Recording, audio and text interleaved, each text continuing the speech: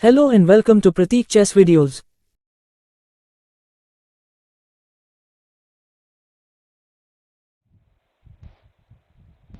Here just friends, today we are going to see game between Steinitz and Sellmann in the year 1885. Let's start the game. The game started with e4, e6, d4, d5, knight c3, knight f6, e5, knight fd7 and f4. Here, let's go here. What we got. So, this is like the classical main type of line here. What just happened?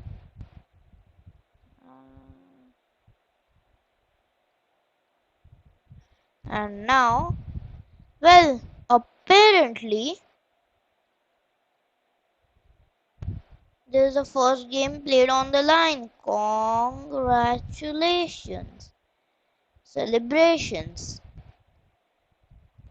This seems nice. Yep. And before tennis, there was the belief that the only way to fight for the advantage was to keep the pawn structure in the center intact. c5, d into c5. Here it is. With this move, white begins to maintain a strong hold on d4. Nowadays, we prefer to refrain from the immediate exchange on c5, starting with knight f3,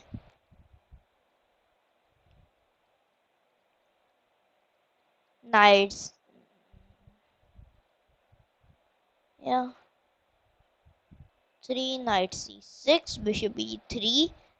But while both f4 and knight f5 knight ce2 are played in modern tournaments, modifications of Stenitz's plan is still recognized as most unpleasant for black. Now after d into c5, bishop into c5, knight f3, a6. That was a bit unnecessary.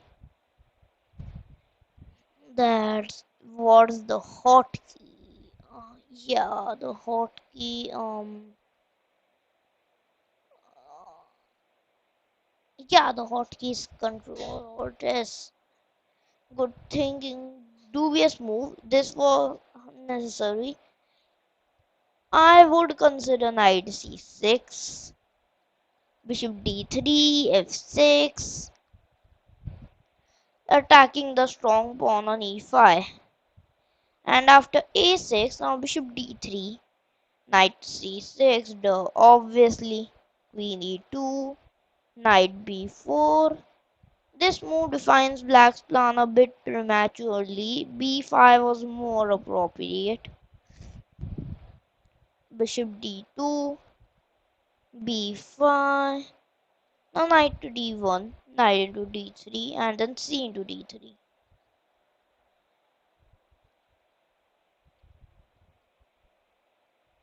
Good move. It's always strange to give an exclamation mark to a move that any professional player today would make automatically. But in 1885, it wasn't easy to foresee all the consequences of this decision. Queen to b6, mistake.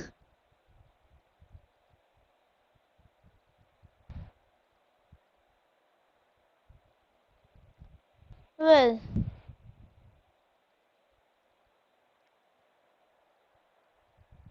now b4 was a must. Yeah, b4, that's a nice move you got there. b4 was a must in this position, stopping white's plan, clearing space in the queen side and preparing a proper development of the light square bishop after a6, a5 and bishop a6.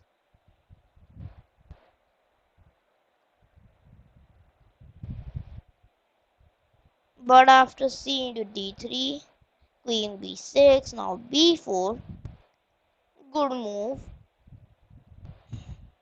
bishop e7, a3, f5, mistake, the decisive mistake. Black himself kills any potential of counterplay with this move. Worthy of attention was d4, queen f2 and bishop b. d4 was worthy of attention. Well, now what?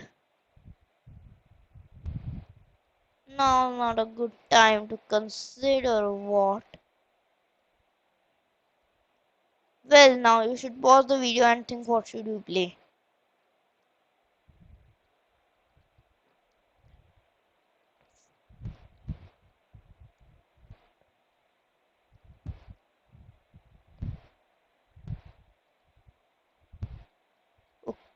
Okay, yeah.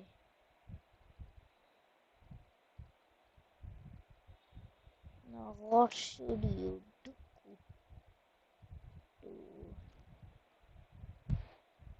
Well. What should you do here?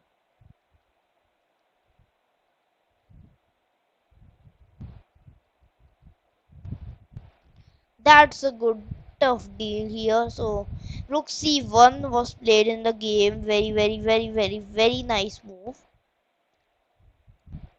I'd say. Because this rook c1 whatever. Yeah, this rook c1 move does a whole lot of stuff. So after rook c1, see, we control the c file. And after bishop b7, bishop e3, queen d8, knight d4, we get the d4 outpost. Yeah, here Steinitz has set up a power. It's a powerful dream knight on d4, which is actually opposed by a miserable bishop on b7. That's not a good one. Now black can only wait for the imminent execution. Knight f8, short castle.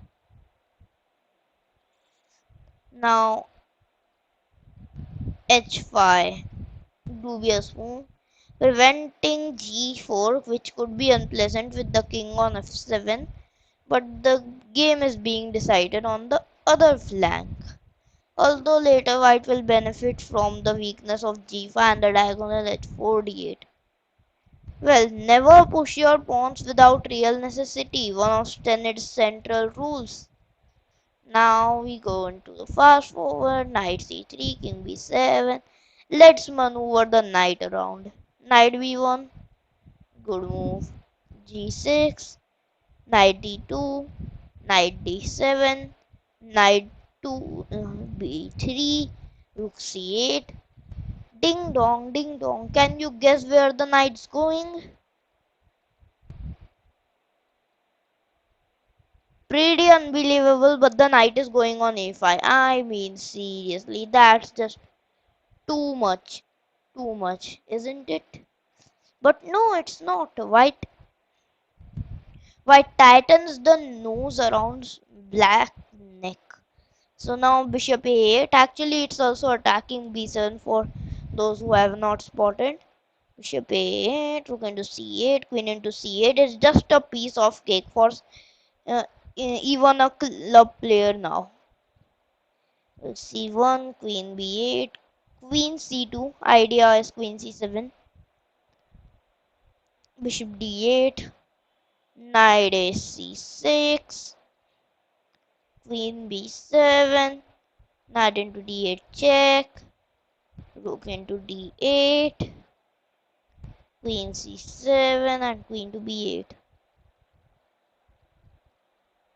For movement, black defends his main weaknesses, but white can bring one more piece into action. And now